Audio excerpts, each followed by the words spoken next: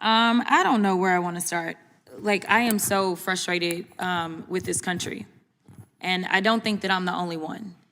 And to know that we have former law enforcement here, as someone who worked with law enforcement consistently as a practicing lawyer, I'm quite concerned. I'm alarmed by some of the things that you said, specifically, Mr. Speciale, am I saying it correctly? Okay.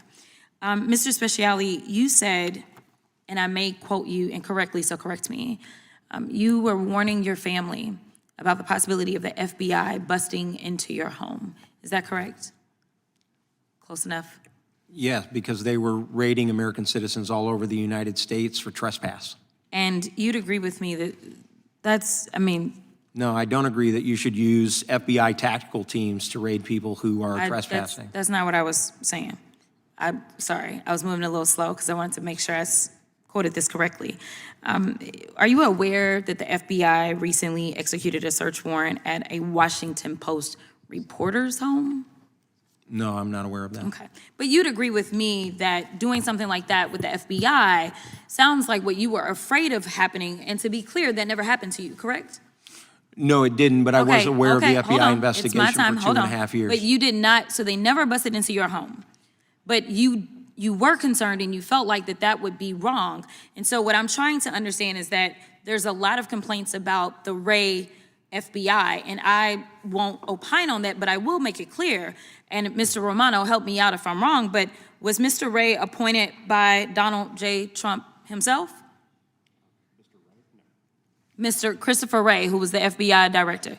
Okay, so he was appointed by Donald Trump, and right now, it's interesting because we sit here and we're talking about domestic terrorism, and every day there are Americans concerned about ICE and what ICE is doing. So let me ask you a different question that you may be familiar with. As it relates to the training that the average FBI officer gets before they are admitted as officers, is it longer than 47 days? Yes or no? I don't think that I'm the person that you should be asking that question. I think that the retired FBI agent should be. Anybody want to answer that who's been in law enforcement? Yes, ma'am. The FBI Academy ranges anywhere from, it changes in length and duration. It can go from 12, 14, 16, it's up to 18, 20 weeks. Okay, thank you so much. So here it is. We have people, and I know that there have been conversations about political opponents. I believe it may have been you, Mr. Paiota, that you talked about political opponents being prosecuted. Let me ask you, Mr. Romano, though. Are you aware that this DOJ has gone after Jerome Powell, or is going after Jerome Powell? I'm aware of reporting to that effect, yes. Are you aware of this DOJ going after Tish James? Yes. Are you aware of this DOJ going after James Comey? Yes, after the president tweeted that they should. And are you also aware that James Comey is not currently being prosecuted? His case was dismissed. I am. Are you also aware that Tish James' case was dismissed? Yes. Are you also aware that a number of times that they tried to indict Tish James, they were unsuccessful? I am. Now, as a career prosecutor, how many times did you have to try to get people indicted before you could finally secure an indictment? I never had the grand jury reject an indictment that I presented. Oh, okay. All right. Well, it seems like maybe they still need you there because they are struggling. In addition to that, I want to talk because like the conspiracy theories are driving me insane.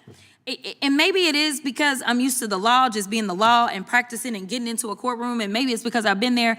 But I am so confused about how they're like, oh, these poor little people, they did nothing wrong. And that's why the president let them all out of prison. Let's talk about the process, okay? Because you can say that an investigation has been flawed, and Lord knows, as a criminal defense attorney, it was my job to make sure that I dug into every single flaw, because I can tell you in almost every single prosecution that I've had to go up against, the only thing I was looking at is how much did you mess up so that I could represent my client well, right? But it didn't mean that I would get them off.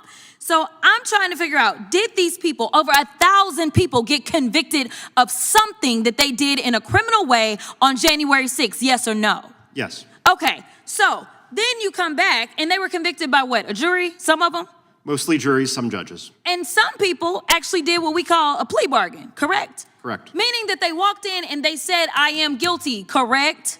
Yes. Okay, so the final point that I'll make, because I know I'm running out of time, is there was some stuff about white supremacists and the concerns about people being alleged to be white supremacists. Some of the people that got convicted were neo-Nazis. Have they been clarified as white supremacists or not? Yes.